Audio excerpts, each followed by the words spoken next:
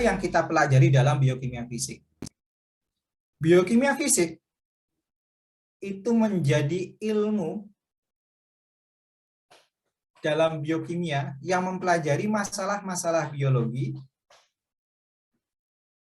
terkait dengan reaksi-reaksi kimianya dan fisikanya. Kalau biokimia saja kita kenal merupakan perpaduan antara biologi dan kimia atau reaksi-reaksi kimia dalam sistem biologis. Nah, kalau biokimia fisik lebih dalam lagi, lebih spesifik lagi, kita mempelajari fenomena-fenomena fisikanya atau kita lihat dari perspektif fisikanya seperti apa. Karena di situ membahas sistem biologi, di situ membahas reaksi-reaksi kimia, terus kita juga berpandangannya dari sisi fisikanya, maka kita perlu fundamental course-nya dulu. Ya, ada syaratnya yaitu kita sudah belajar biologi, kita sudah belajar kimia, kita juga sudah memahami fisika. Bayangin, perhatikan, ini paling mudah ya. Perhatikan sekitar kita atau tangan kita. Kita mengenal adanya konsep sel, bahwa sel itu adalah unit terkecil dari makhluk hidup, entah itu hewan, manusia, tanaman, mikroba, yang dia aktif, memiliki ciri-ciri kehidupan. Ya, unit terkecil dari makhluk hidup yang dia aktif mempunyai ciri-ciri kehidupan. Dan kita juga bisa pelajari. Ya, pelajari artinya kalau hari ini diamati seperti ini fenomenanya, besok juga fenomenanya sama. Berarti itu adalah ciri-ciri. Tapi kalau misalkan hari ini X fenomenanya, besoknya B, ini ada ketidakkonsistenan, inkonsistensi. Berarti ada sesuatu. Tapi kalau sel sama.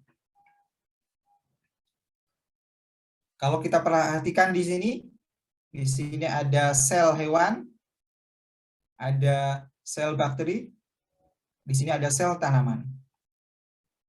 Mereka merupakan struktur yang amat rumit.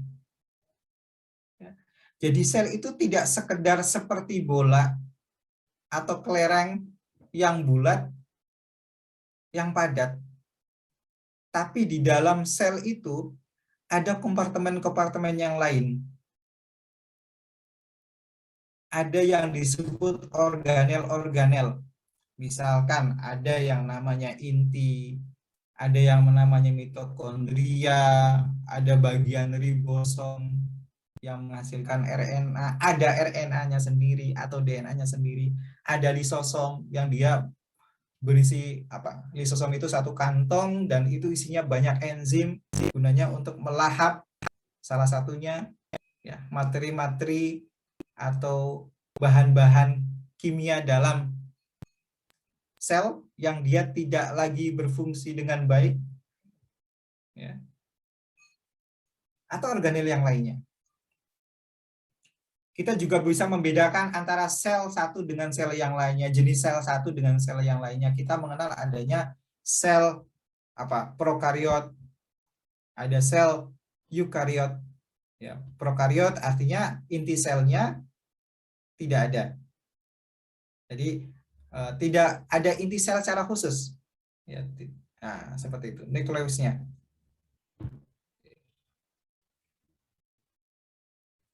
Jadi gabungin satu aja, itu berarti prokariot. Kalau eukariot distinct, ya jelas perbedaannya. Nah, kita bisa melihat ya perbedaan di animal cell, plant cell, dan di sini bacteria cell. Ini bacillus ya, tipenya tipe bacil.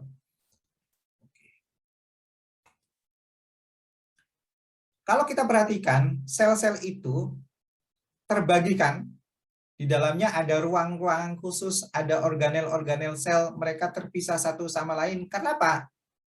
Atau dipisahkan dengan apa? Oleh apa? Oleh yang namanya membran biologis. Kita mengenal adanya membran mitokondria. ya kan? Ada membran yang menyusun apa tuh? Yang melapisi badan Golgi, yang melapisi retikulum endoplasma. Ya. Tapi sama, ya materinya kita sebut sebagai membran biologis. Dan karena terpisah-pisah itulah menjadi ruangan-ruangan khusus, maka sel atau organel tersebut memiliki fungsi sebagaimana fungsi yang sekarang kita bisa rasakan manfaatnya. Kalau sel kita, eukariot, sebagai organisme eukariot, terdiri atas bermiliar-miliar sel ya, yang ada dalam diri kita. Sel-sel tersebut ada organel selnya. Bayangin, dalam tubuh kita punya sel, selnya berjumlah miliaran, di dalam sel itu ada unit-unit khusus yang mereka bekerja. Mencerna makanan, memproduksi energi, ya, untuk tetap hidup, untuk bisa membuat jantung kita berdetak, untuk bisa membuat paru-paru kita menghirup, memproses udara oksigen yang masuk, untuk bisa memproses, tadi melancarkan peredaran ya, darah dari satu di jantung ke seluruh tubuh. Ada sel darah merah. Sel darah merah dia salah satu fungsinya adalah mengangkut oksigen. Bayangin, yang namanya sel darah merah berarti sel, ya ada unit. Ya, kalau awal-awal kok ada inti sel di sel darah merah, tapi ketika dewasa dia tidak memiliki inti sel, tapi dia punya fungsi dalam kehidupan kita. Ya, kita bisa pelajari di biokimia. Oke. Dan biokimia, ya khususnya biokimia fisik, ya tadi yang saya sampaikan itu perpaduan antara 3 bidang ilmu, kimia, biologi, dan fisika. Kalau kimia dan biologi ada perpaduannya disebut biokimia, kalau biologi dan fisika perpaduannya biofisika, dan kalau biokimia dan biofisika, ya yang mencakup 3 bidang ilmu ini disebut biokimia fisik. Perkembangannya gimana? Jadi tentang biokimia fisik, ya sudah jauh-jauh hari, misalkan ada yang meneliti bagaimana ketika katak ya, dikasih arus listrik atau aliran listrik, apa yang terjadi? Ya, ternyata masih bisa bergerak kalau kita kasih aliran listrik. Ya. Atau hubungan antara pergerakan otot jantung dengan listrik. Nah ini masih dari abad ke-18, 19 ini mereka masih berkutat karena dulu ditemukannya listrik itu sangat fenomenal ya bagi kehidupan. Lalu mereka mencoba pada sistem biologis, apa pengaruhnya listrik ini ke makhluk hidup? Ya, makhluk hidupnya sudah dipingsankan atau dimatikan, terus dicek dengan arus listrik, nanti ada bergerak. Ya, bergerak itu kan salah satu apa ciri-ciri kehidupan. Berarti kalau ada listrik bisa hidup lagi. Nah, seperti itu. Lalu ini 1878 ya, ada yang meneliti perubahan warna darah hewan terhadap suhu. Ya, pengaruhnya ya terhadap aktivitas dan fisiologi lain. Ya. Kalau kita perhatikan ya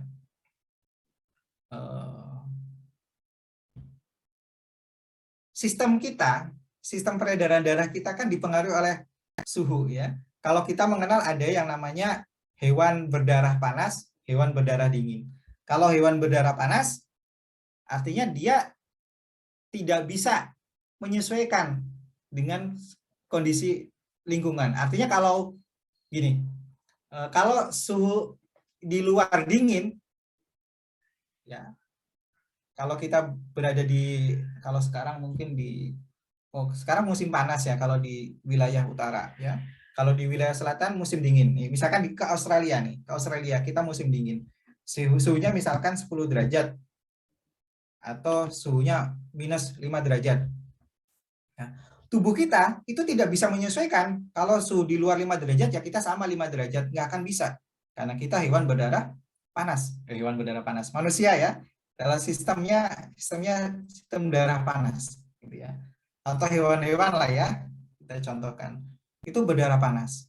Ya, artinya dia tidak bisa beradaptasi dengan yang di luar. Caranya dengan apa?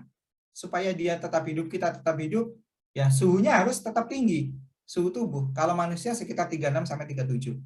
Harus di maintenance itu. Nah, kalau lebih gimana? Nanti ada perubahan. Makanya kok salah satu perubahannya adalah kalau di manusia, kalau suhunya panas, ya aliran darah ke permukaan, ke kulit itu semakin cepat. Ya. Jadi aliran darah ke permukaan kulit itu semakin cepat, semakin banyak. Secara fisik kita bisa lihat kalau sedang kepanasan atau demam, orang pasti ya kemerahan. Itu bukti bahwa terjadi flow atau kecepatan ya yang semakin meningkat kalau kondisinya sedang panas. Oke. Nah, seperti itu. Dan penemuan-penemuan yang lainnya berkaitan dengan arus listrik dan ini termodinamika, lalu penentuan struktur senyawa molekul ya. Di sini sudah masuk ke 1964 ya.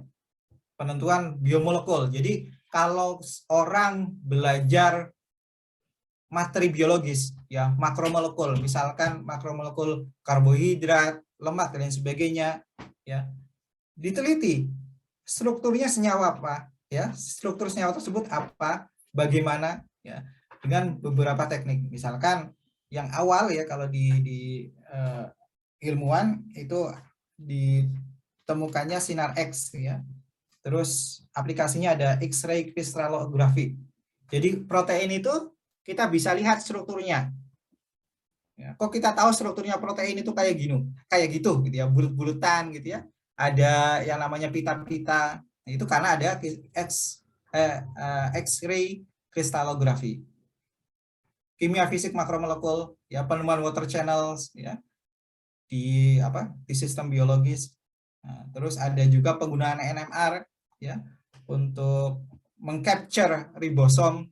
Ya, kalau saya risetnya ini ya, nggak ke sistem biologis tapi ke senyawa-senyawa metabolit sekunder. Saya menggunakan NMR seperti itu. Lalu ya, kalau kita perhatikan sel hidup ya, kalau kita pandang dari perspektif kimia, maka kita melihat bahwa sel-sel hidup itu terdiri atas makromolekul. Yang namanya makromolekul juga zat kimia, berarti kita lihat struktur kimianya. Tapi orang biokimia tidak hanya melihat bahwa itu adalah kumpulan atom-atom yang membentuk struktur kimia tertentu, tapi dia juga mempunyai fungsi biologis. Ya, jadi orang kimia melihat bahwa itu adalah zat kimia biasa yang terdiri atas atom-atom yang berkaitan satu sama yang lain, ya, dengan ikatan-ikatan kimianya. Tapi orang biokimia melihatnya itu sebagai zat kimia yang punya fungsi dalam kehidupan. Ada yang namanya karbohidrat dalam sel. Ya, kalau di sel ada yang disebut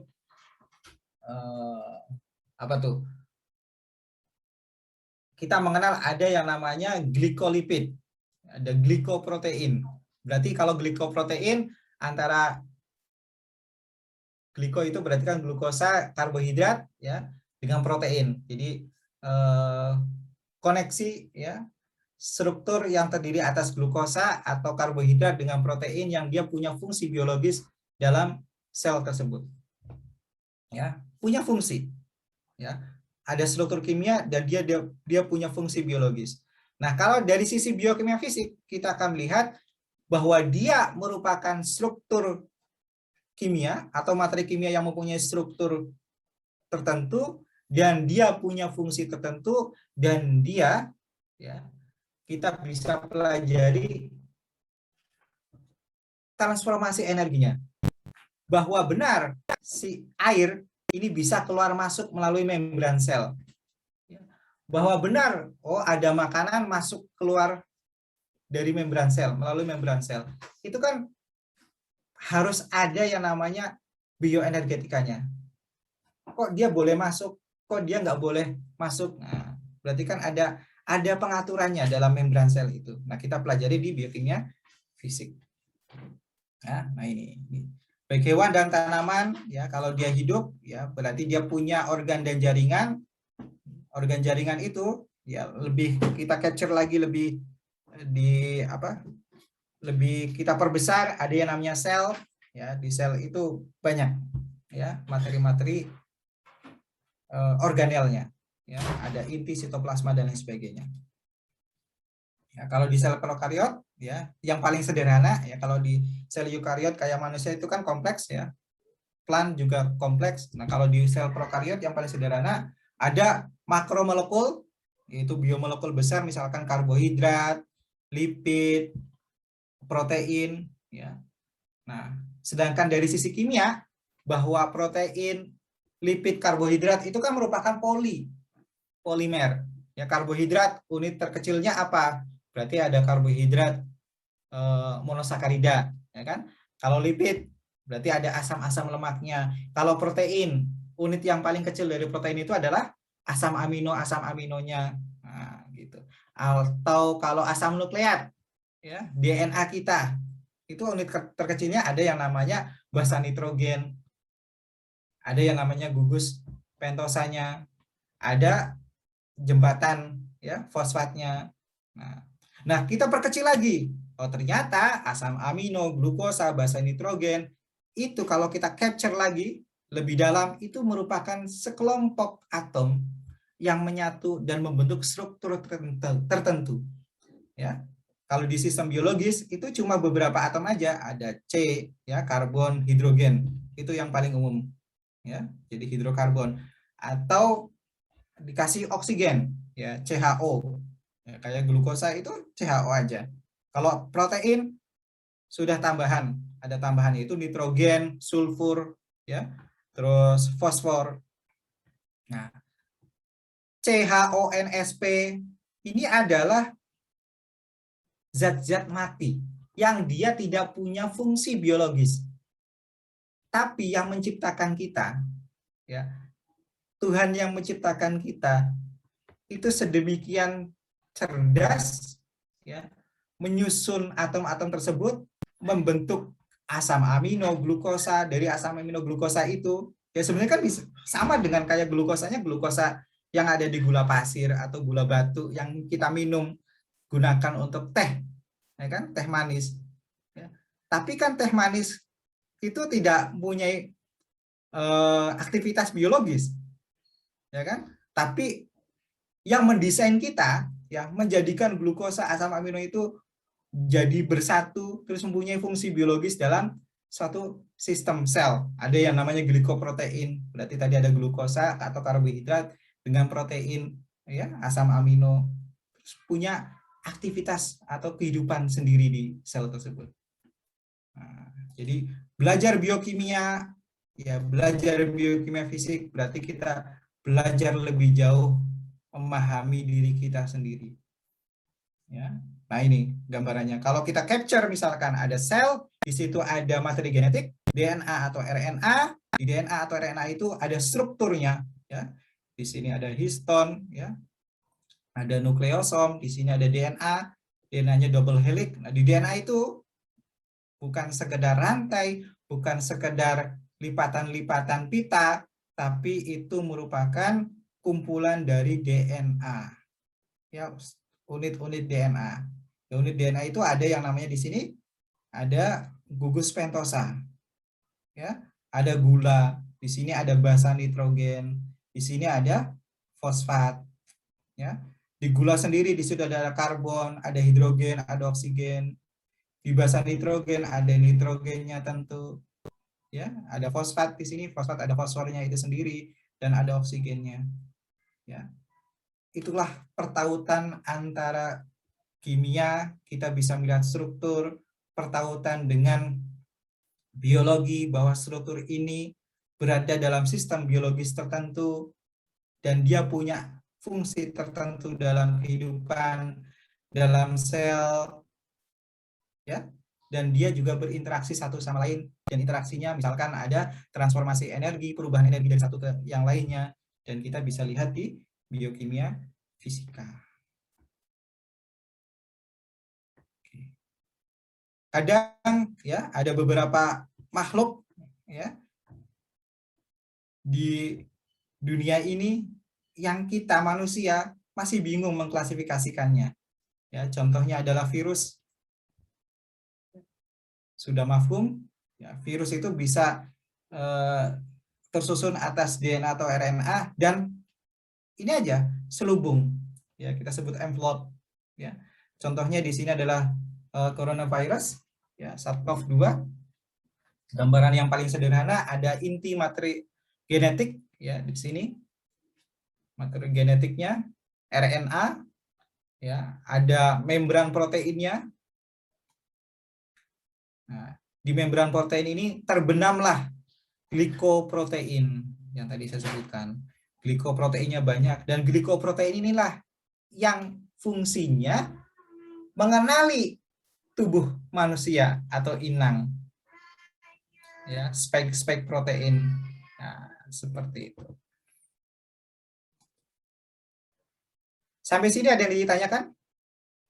Sebelum jauh lagi. Nah, ini. Jadi inilah ya struktur-struktur yang penting ya dari virus yang tadi kita sebut sebenarnya ini adalah struktur-struktur kimia dan dia punya fungsi biologis ya.